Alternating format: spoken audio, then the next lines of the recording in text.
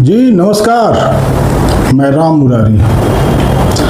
Script writing से जुड़े media classes के पिछले एपिसोड में हमने पटकथा लिखने में प्रयोग किए जाने वाले कुछ नियम कायदे और उन्हें बताने वाली विशिष्ट शब्दावलियों की चर्चा की थी और आज का ये एपिसोड भी इसी पर केंद्रित है, यानी टर्म्स ऑफ स्क्रिप्ट राइटिंग पर ही।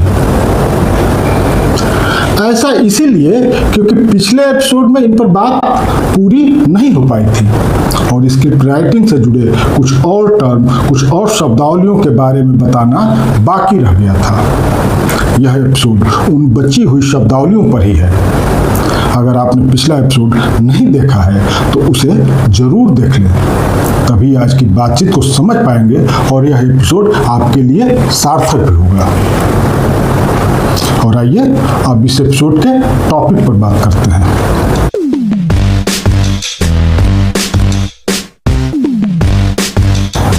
पिछले एपिसोड में मैंने आपको शीर्षक या टाइटल, सबटाइटल, राइटर नेम और स्लग लाइन या सीन हेडिंग यानी जिसमें लोकेशन, उसका विवरण और टाइम आता है, उसके बारे में बताया था।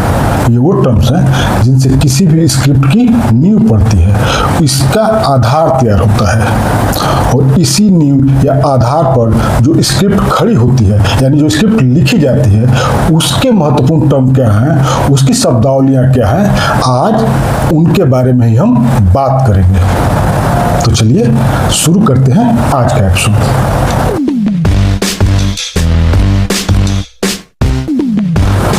फाइनली जब स्क्रिप्ट लिखी जाती है तो उसका जो सबसे महत्वपूर्ण टर्म होता है यानी जो टाइटल वगैरह के बाद जब आता है वो होता है सीन डिस्क्रिप्शन यानी दृश्य विवरण। मतलब उस दृश्य में कौन है, क्या है और क्या हो रहा है, सारी बातें इसमें दर्ज की जाती है और वो भी बड़ी बारीकी से, एक एक चीज के साथ। इसीलिए इसे एक्शन लाइंस भी कहते हैं, यानी उस सीन में क्या एक्शन है। यहाँ एक्शन से फिल्मों के मोड और कैटेगरी के लिए इस्तेमाल होने वाला अर्थ मत लगाइएगा। किसी फिल्म में एक्शन होने का अर्थ फिल्म में मारधार और स्टंट आदि सीन से होता है, जबकि स्क्रिप्ट में एक्शन लाइन का उपयोग सीन डिटेल्स दर्ज करने के लिए किया जाता है। उदाहरण के लिए अगर सीन में किसी कमरे में दो लोग बातें कर रहे हैं तो उनके बीच के डायलॉग्स को छोड़कर सब कुछ सीन डिस्क्रिप्शन में लिखा जाएगा और यही एक्शन लाइन भी होगा। बातचीत बैठकर हो रही है या खड़े होकर, बहस है कि सामान्य बातचीत, डिस्क्रिप्शन में ये सब दर्ज रहेगा। कमरे की प्रॉपर्टी यानी जो मौजूद सामान है और जिस स्थिति में है वह भी स्क्रिप्ट में दर्ज की जाएगी। कहने का तात्पर्य यह कि सीन की डिमांड से जुड़ा कोई भी विवरण सीन डिस्क्रिप्शन या एक्शन लाइन में नहीं छूटता। अगर गलती से छूट गया तो शूट के समय मुश्किल हो सकती है और सारा शूटिंग शेड्यूल गड़बड़ हो सकता है। इसका रिस्क कोई प्रोड्यूसर नहीं लेना चाहता है। एक अच्छा स्क्रिप्ट राइटर बनने और होने के लिए जरूरी है कि वो सीन डिटेल्स की बारीकियों को समझे और एक्शन लाइंस या कहें सीन डिस्क्रिप्शन में उसे पूरी तरह से व्याख्यायित कर दे। यहाँ एक बात और याद रखें, सीन डिस्क्रिप्शन हमेशा प्रेजेंट टेंस यानी वर्तमान काल में ही लिखा जाता है। इसे याद रखना इसलिए भी जरूरी है कि स्टोरी फॉर्मेट में डिस्क्रिप्शन पास्ट टेंस में लिखा जाता है। मसलन कहानी में लिखा जाएगा कि राम बाइक से जा रहा था, जबकि स्क्रिप्ट में इसे राम बाइक से जा रहा है यह लिखा जाएगा। आप स्टोरी टेलिंग और स्क्रिप्ट राइटिंग के बीच का इसे बुनियादी फर्क भी समझ सकते हैं। कहानी पास्ट यानी भूतकाल में कही जाती है, जबकि कोई भी पटकथा प्रेजेंट यानी वर्तमान काल में ही लिखी जाती है।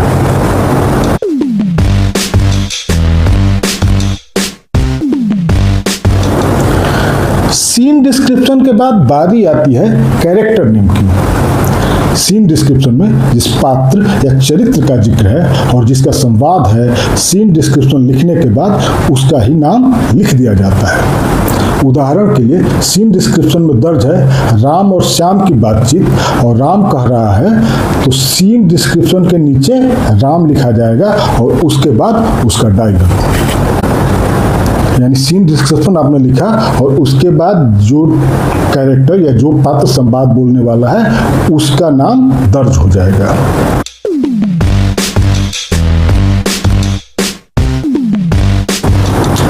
सीन डिस्क्रिप्शन और कैरेक्टर नेम के बाद बारी आती है डायलॉग लिखने की, यानी पात्र का जो संवाद है उसे जो कहना है उसके नाम के नीचे उस संवाद को लिखने की।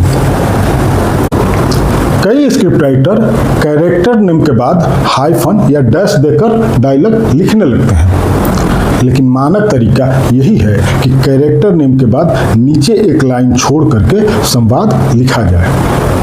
इसमें भी सबसे स्टैंडर्ड यह है कि कैरेक्टर नेम बीच में लिखें और उसके नीचे से संवाद लिखना शुरू करें, यानी पेज पर बीच में कैरेक्टर का नाम और फिर नीचे से संवाद।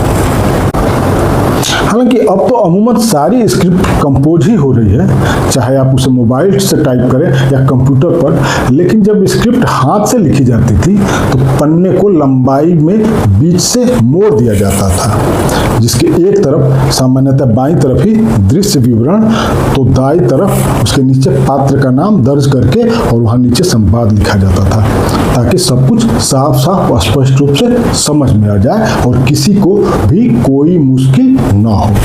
यानी बाएं साइड में डिस्क्रिप्शन है और दाहिने साइड में डायलॉग्स हैं और कैरेक्टर का नाम है।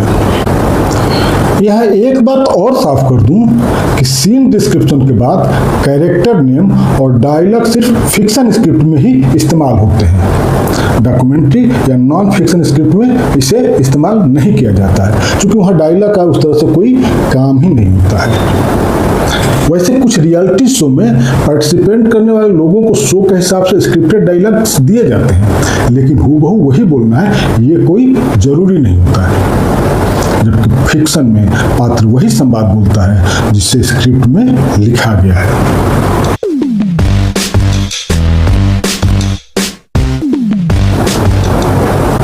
पैरेंथेटिकल स्क्रिप्ट राइटिंग का वह टर्म है जो डायलॉग के बीच में ब्रैकेट में दिया जाता है। इसका मकसद डायलॉग के टोन और कैरेक्टर के मूड को बताना होता है।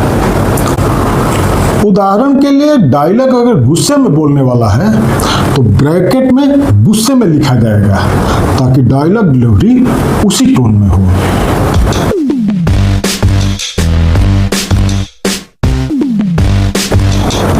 नरेशन स्क्रिप्ट राइटिंग का एक महत्वपूर्ण टर्म है, जिसमें बैकडोर यानी नेपथ्य से कोई बात कही जाती है।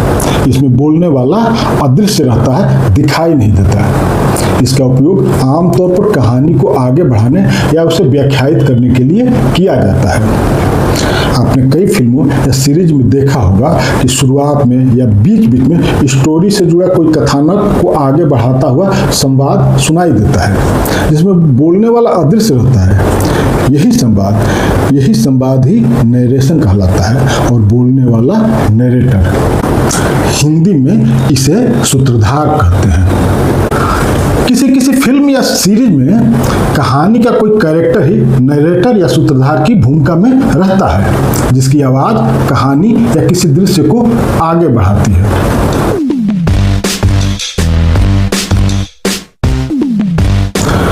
पटकथा लेखन में इस्तेमाल होने वाला एक इम्पॉर्टेंट टर्म्स है वॉइस ओवर यानी वीओ।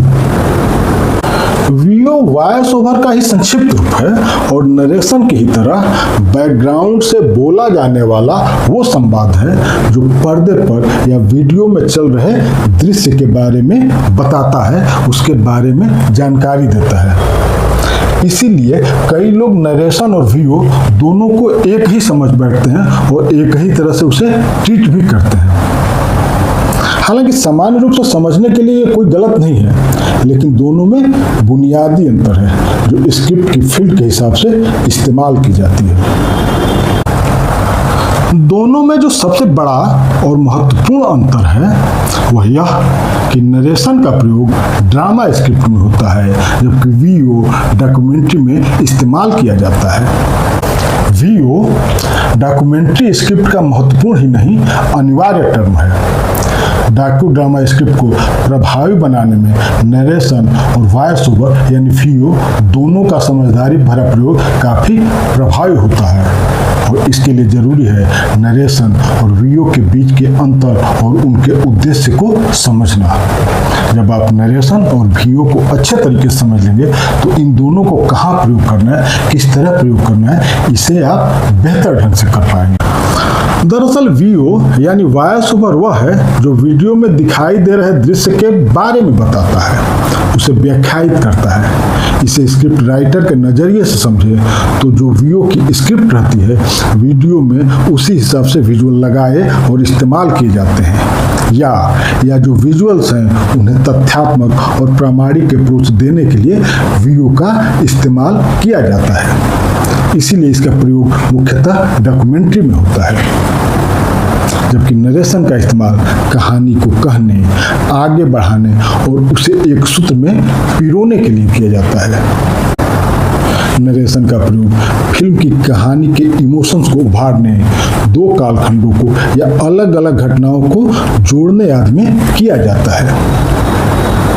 मोटे तौर पर कहूं तो नरेशन कथा के प्रवाह को निर्बाध और सहज बनाए रखने के लिए है, तो वीडियो तथ्यों को व्याख्यायित और परिभाषित करने के लिए, उनके बारे में जानकारी देने के लिए है।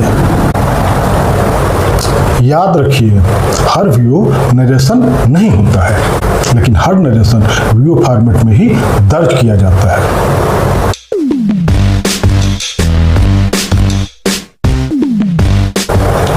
आपने शूटिंग में इस्तेमाल होने वाले कट शब्द को तो जरूर सुना होगा।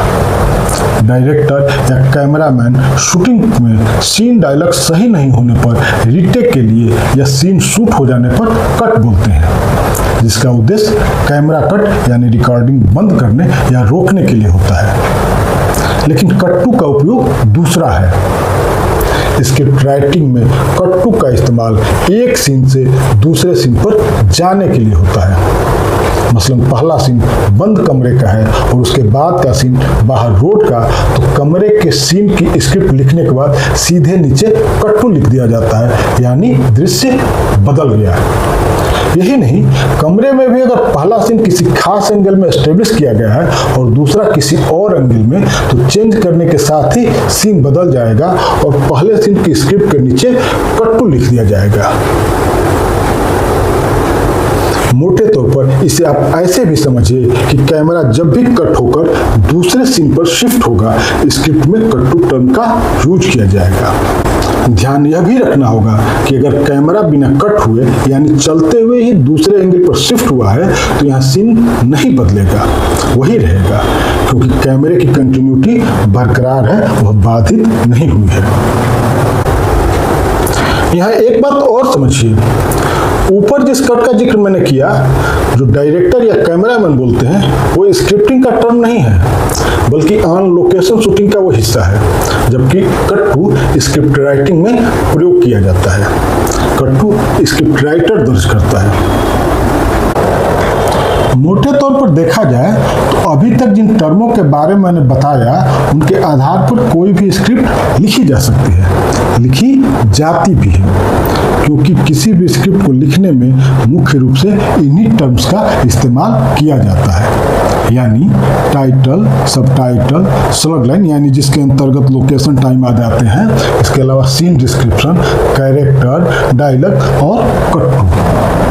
ये वो बेसिक टर्म है जो किसी भी पटकथा लेखन में प्रयुक्त होते हैं और इनके आधार पर पटकथा लिखी जाती है। लेकिन इनके अलावा भी कई ऐसे टर्म हैं जिनका यूज स्क्रिप्ट लेखन में किया जाता है। इनमें कुछ बहुत जरूरी टर्म्स भी हैं जो सीन या कैरेक्टर और उसके डायलॉग को और बेहतर, क्लियर तथा प्रभावी बनाने के लिए इस्तेमाल किए जाते हैं और जिनकी जानकारी एक स्क्रिप्ट राइटर को जरूर होनी चाहिए।